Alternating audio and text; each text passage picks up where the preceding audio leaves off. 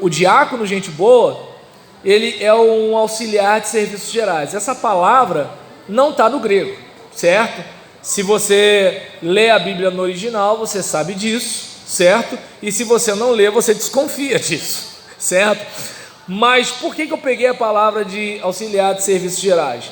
Justamente para chocar, para ir logo o seguinte, não vamos esquecer, o Jesus que a gente serve é aquele que tende o mesmo sentimento de Cristo Jesus, o qual não viu que ser igual a Deus era algo ao que devia se apegar.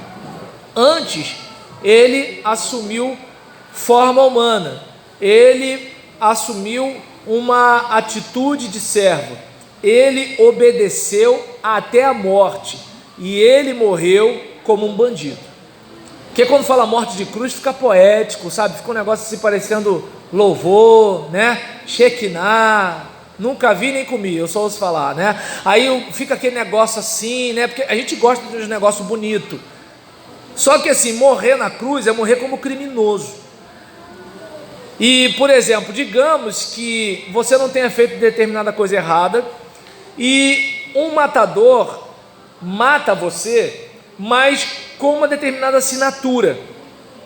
Ele executa um crime, mas matando você de uma forma que quem passa ali fala assim: ih, fulano era isso. Por quê?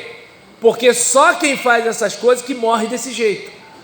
E aí, mesmo você sendo uma pessoa honrada, você fica desonrado por causa da morte que você sofreu. Mais ou menos por aí. Jesus, ele morre de um jeito em que ele não merecia morrer daquele jeito. Ele não merecia nem morrer. Quem tinha que estar naquela cruz era eu.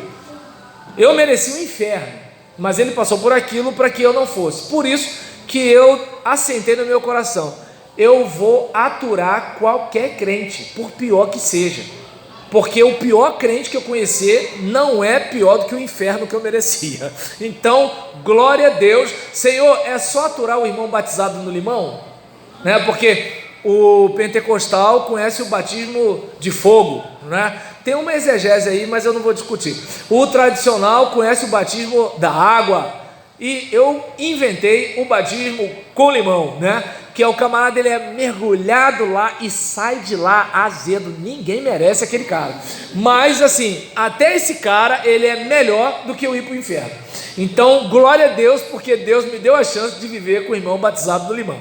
Mas quando a gente fala aqui da questão do auxiliar de serviços gerais, e a gente faz isso, é porque, segundo o meu querido professor João Falcão Sobrinho, no seu livro A Túnica Inconsútil, da antiga editora Juerp, que era uma publicadora que os batistas tinham, ele chega a dizer que uma tradução correspondente ao nosso contexto para diácono poderia ser criado. E aí eu pergunto: criado é um cara que comanda ou é um cara que obedece? Servente é um cara que comanda ou é um cara que obedece? Quando, por exemplo, você é um mestre de obras e contrata um servente, se o servente começar a querer mandar em você, você vai fazer o quê? Vou continuar com ele, é isso? Se você é um engenheiro e na sua obra tem um servente de pedreiro que quer mandar em você, você fala assim: uau, gostei dele, ele tem atitude. O engenheiro vai querer ficar com você, entende? Então, criado, servente, servo. Servo é o cara que manda ou é o cara que obedece? Imagina, você tem lá, Abraão está velho, Deus fala que Abraão vai ter um filho, e aí Agar não pode ter filho. Agar fala o seguinte: tem aquela morena ali, bonita, e aquela menina ali está com seus 20 anos mais ou menos, tu tá velho, né? Mas ela tem uns 20 anos, de repente, né, tu consegue alguma coisa ali, né, com aquela menina lá. E aí a serva podia falar assim: mas eu não quero não, porque ele tá velho. Se pelo menos, né, tivesse, né, marombado, um negócio assim, mas pô, Abraão não dá não tinha esse negócio. Ela é serva. Quando, por exemplo, Sara ficou chateada com a situação de de Ismael com Isaac, manda essa mulher embora, e ficou por isso mesmo. Então, quando ela ficou chateada com Sara, brigou com ela. E se for o caso, a gente bate mesmo, é minha serva, eu faço o que eu quiser com ela. Agora, não sei você, já reparou que no meio evangélico o pessoal tem uma ideia errada de servo. Eu sou apenas um servo, mas não gosto disso. Eu sou apenas um servo, mas hoje eu não estou afim. Eu sou um servo. Essa palavra de hoje foi muito dura. Eu sou um servo. Mas que tanto que bate palma. Eu sou um servo, mas deixa eu ver, para eu não me enrolar, que eu estou os parafusos aqui. Eu digo que eu sou um servo, mas espera aí, ninguém bate palma. Eu sou um servo, mas a cor da parede, eu sou assim. O camarada está confundindo ser servo com ser cliente, entende? Porque a igreja é de Deus, a igreja não é dele. Ele disse que é servo, mas ele quer que a igreja esteja ao gosto do freguês. Raciocina comigo. Mas ele continua dizendo que é servo. Sou servo de Deus, meu pastor é Jesus. Eu estava falando outro dia, até na minha igreja, o cara fala que o pastor dele é Jesus, né? Quando o pessoal começou a vir atrás de Jesus por causa de pão, Jesus fala assim: vocês estão vindo atrás de mim por causa do pão que perece. Vocês têm que buscar o pão que não perece. Vocês estão aqui por causa disso aqui, não é por causa da palavra não. Aí o que os caras fizeram? Pirraça. Se é numa igreja evangélica, o cara levanta, né? E de preferência, o crente, quando quer fazer pirraça, ele vai ficar sentado no lugar. Quando ele levantar, todo mundo vai fazer entende? Porque o irmão que não faz pirraça, às vezes ele já até avisa o pastor: pastor, vou sair mais cedo, porque ele sabe que o pastor pode ficar na neurose, né? Porque assim, claro que obviamente em Belfor Roxo os pastores são tudo sadio na mente, mas de lá de onde eu venho, o pastor pode ficar na neurose. Estou sendo perseguido, está todo mundo contra mim, entende? Tem pastor que tem neurose. Então o que acontece? Aí o cara é boa ovelha, para não deixar o pastor na crise, ele já avisa: pastor, vou sair mais cedo. Então ele já senta lá atrás e sai a francesa, espera a hora da oferta, o pessoal levanta, tal, aquele negócio todinho e tal, e aí ele já sai. Ou no final da mensagem o pastor vai fazer um apelo com uma música, um louvor, ele sai, alguma coisa assim. Mas o pirracento não, o pirracento ele quer que todo mundo veja, para todo mundo olhar que, não gostei, hein? Né? E com a Bíblia no peito assim, para ficar legal, né? E aí nesse caso, em relação a isso, né? Desculpa o exemplo que eu estou usando pelas experiências que eu já tive, tá, gente? Graças a Deus, em Vila Pauline não tem isso. O meu povo fica 1 hora me ouvindo, entende? Então, graças a Deus, entende? Não, para ficar muito claro, né? Porque assim, Deus não me revelou nada, né? Então, só é que nisso que o pessoal riu, eu fiquei preocupado. Mas assim, em relação à minha experiência, eu não tenho dúvida. Quem fazia isso, o tempo passava, ficava claro que assim, a ideia era cutucar mesmo. E quando esse pessoal vai agir assim na palavra de Jesus, como é que Jesus fala com os que ficaram? E vocês? Não querem também não? Aí eu pergunto: que pastor hoje em dia falaria isso? Eu estou aqui do lado dele, eu estou aqui apoiando ele, e ele ainda é grosso desse jeito, falando se eu não quero ir também? Não, vamos e venhamos, irmão. Meu pastor é Jesus. Se Jesus falasse isso, aquele pessoal ficou chateado com Jesus, e possivelmente boa parte de nós ficaríamos também, certo? Então, quando Jesus conta a parábola do bom samaritano, por que o pessoal fica chateado? Porque Jesus criticou os religiosos que achavam que eram bons, e ele elogiou o religioso que o pessoal achava que era meia boca. Então, olha como é que Jesus era implicante. Espero que você não ache que eu não sou crente porque eu estou dizendo isso, mas Jesus falava coisa que irritava. O pessoal pegava pedra para atacar Jesus. Então essa ideia daquele Jesus que a gente pinta e borda, puxa a barba dele, belisca as bochechas, olha, eu não sei de onde vem, mas é o seguinte, não é da Bíblia não, entende? Pelo contrário, acredito que Jesus, sendo o pastor de uma igreja, Ou a gente ia sair dela, ou não ia entrar nela, ou ia sentar ali cheio de temor. Ainda mais quando ele desse aquele olhar penetrante assim, e a gente lembrasse do pecado da semana. Eu não sei não, mas o pessoal fica, meu pastor é Jesus. Então, voltando para cá, em relação à questão do servo, ministro já é uma palavra bonita, né? Porque quando alguém fala ministro, a gente pensa num camarada que tem verba para comer lagosta, né? A gente pensa num negócio mais ou menos assim. A gente pensa num camarada de terno e gravata, sapato couro alemão, né? Uma coisa mais ou menos assim. E aí a gente pensa num cara top no serviço público, né? Que não serve bem o público, mas tudo bem. E nesse caso, ministro aqui tem a ver com serviço. Eu lembro que eu tive uma reunião como pastor de uma determinada igreja, e eu chamei o pessoal do Ministério de Louvor e falei para eles: vocês não são Ministério de Louvor. Hoje eu não faço mais isso, a gente vai ficando mais velho, vai ficando um pouco mais frouxo, pastor. Mas assim, eu era mais novo, vassoura nova, varre os cantos. Somos sim. Eu falei: não, vocês não vêm de manhã para aprender sobre o Deus que vocês querem ensinar para a igreja de noite? Como assim? E detalhe, cadê vocês na quarta-feira? Cadê vocês no culto de oração? Aí eu estou andando com o velho, a gente quer transformar a igreja, quer renovar a igreja. Aí o velho, antipático, atrasado, está do meu lado, na semana de oração, passa pelo campo de futebol e fala assim: ah lá pastor, ah lá o levita. Aí eu falei: eu ainda passo vergonha.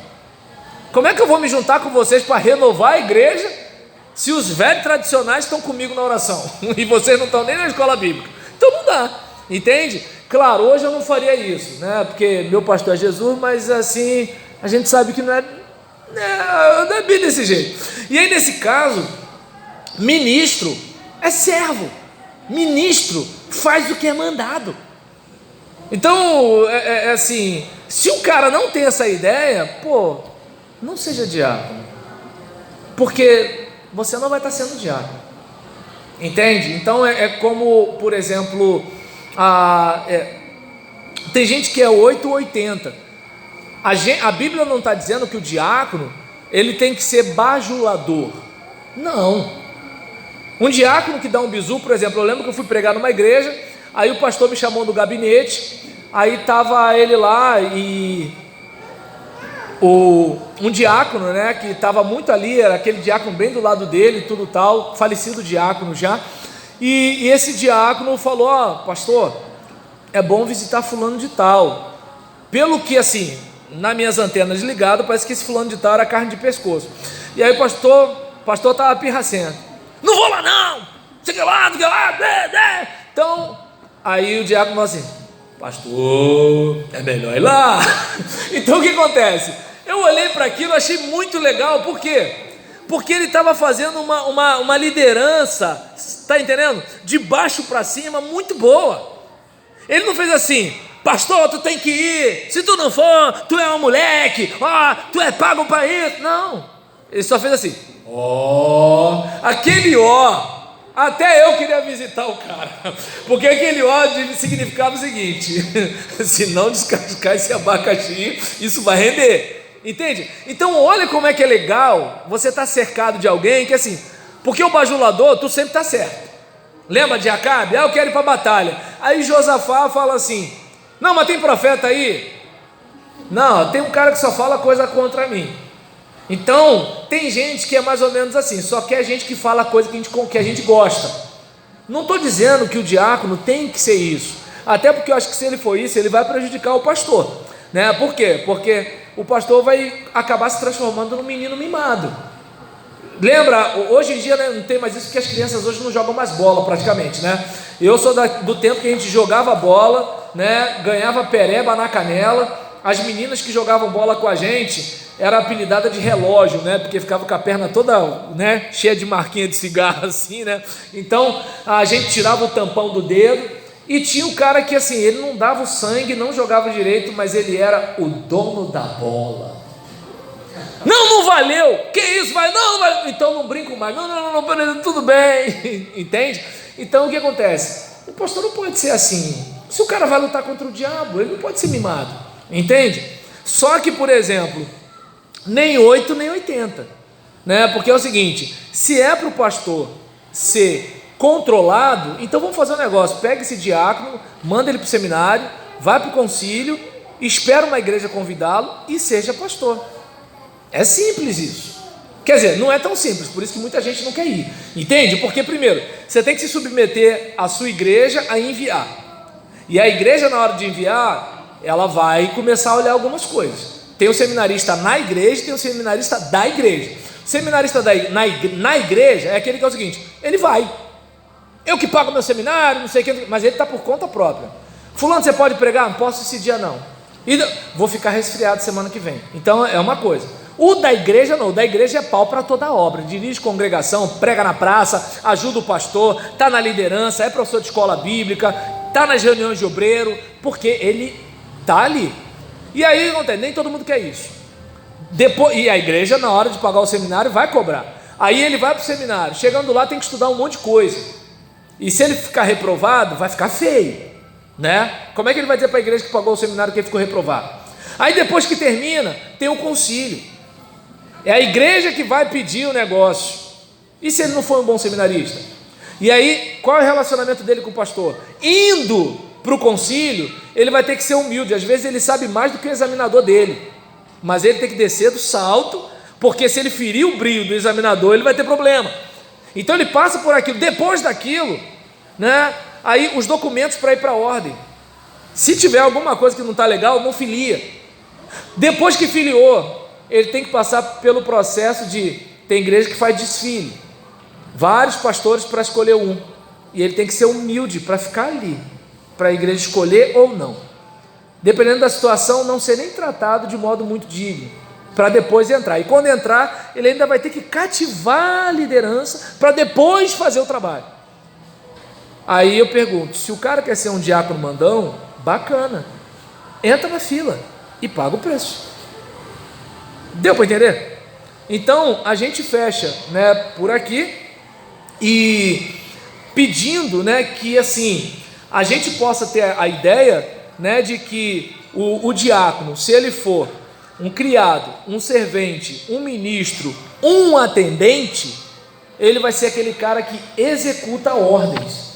E é o que eu falo, seja para diácono, seja para pastor. Na igreja só tem lugar para quem quer obedecer. Quem quer mandar, essa vaga já foi ocupada. Foi de alguém que entregou a vida por nós na cruz e pôde pegar de volta. A gente, além de não entregar nossa vida pela igreja, se a gente entregar, a gente não volta. Então, que a gente possa, né, na humildade, fazer a obra do Senhor. Amém?